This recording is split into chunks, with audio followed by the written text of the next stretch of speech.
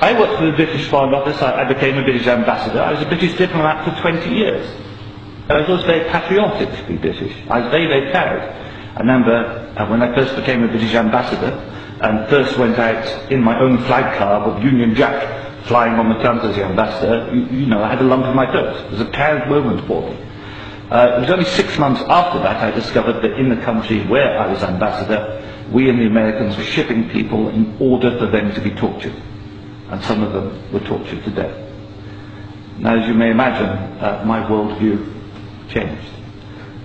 It was at the same time, about a month later, we invaded Iraq against the will of the Security Council.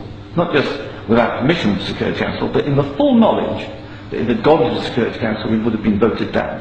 And I, as a British diplomat, saw all the internal memos that went through that decision. I know for certain, I used to be head of the FCO unit that monitored Iraqi weapons of mass destruction. I know for certain, I can tell you, that they knew there weren't any.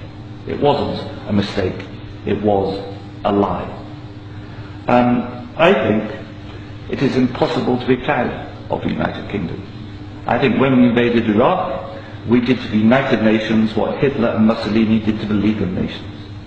And I think what we've done since, where the truth is often much hidden, in the bombing, if you look, Libya, disaster now, we bombed it, we killed 15,000 people when NATO bombed Sirte, something they never told you on the BBC. And did we make it better? No.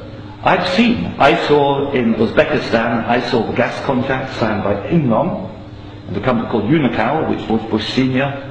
was on the board, to bring out gas pipelines from Uzbekistan and Kazakhstan over Afghanistan down to the Indian Ocean. That was actually what the Afghan war was about. They'd actually had talks with the Taliban and Unocal to see if the Taliban would provide pipeline security.